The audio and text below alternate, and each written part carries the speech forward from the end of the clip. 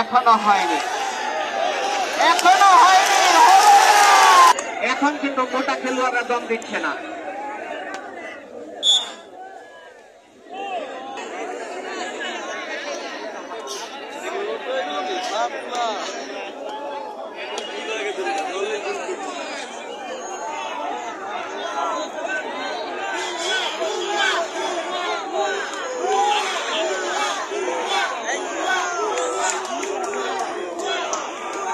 ধরতে হবে, ধরতে হবে, আবার ফসকে যেতে হবে। এক পক্ষে বলা তো আমার ঠিক না।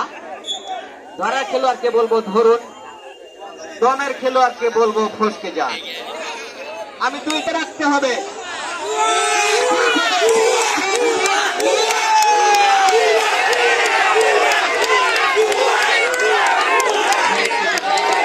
হাত নাড়াচ্ছে, হাত নাড়াচ্ছে। টাচ কিন্তু টাচ করতে পারেনি, টাচ হয়ে গেল। শেষ পর্যন্ত এগিয়ে আসবেন মধ্য মাঠ হয়ে দাঁড়িয়েছেন, আবার এগিয়ে যাচ্ছেন, সামনে এগিয়ে আসছেন। লক্ষ্মীপুরের কয়জন? 7 জন। লক্ষ্মীপুরের 7 জন খেলোয়াড় সামনে। ইউসুফ, যা বলেছিলাম বাতাসে বেশি বেড়ায়, বাকাউল্লাহ বাকুল্লাহ। দেখেন দেখেন, উল্টা ঘুরেছে। আবার রিপন, রিপন তো ইউসুফ, দুজনই যেন প্রতিযোগিতা আসছে এই মাঠে। শাস্তির দিকটা কিন্তু কেউ করার চেয়ে কম না, পাল্লা তুললে সমানে সমান। মাঝে মাঝে ফরহাদ আসছে, ফরহাদ সামনে। লক্ষ্মীপুর একাদশের খেলোয়াড়রা কিভাবে ধরা যায়, দুধ থেকে আসে, দেখতে মনে হচ্ছে একটু হালকা পাতলা, সেই জন্য চেষ্টা।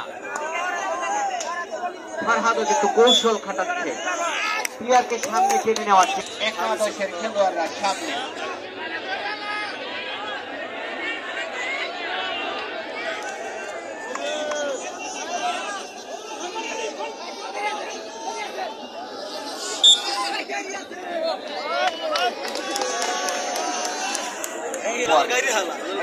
রাজন আসলেন প্রতিপক্ষে 7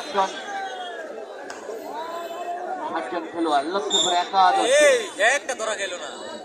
টাচ লাইন কিন্তু টাচ করার আগেই এগিয়ে দিয়ে সামনে নবীন একাদশ।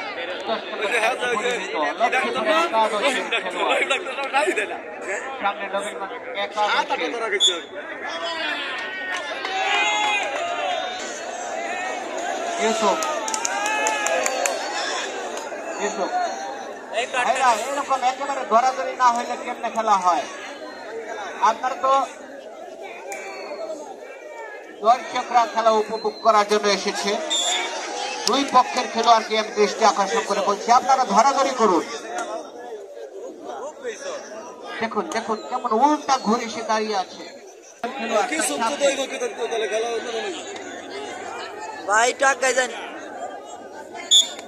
নিঃসন্দেহে আজকের এই খেলা সেই টাই ব্রেকার দিকে যাচ্ছে।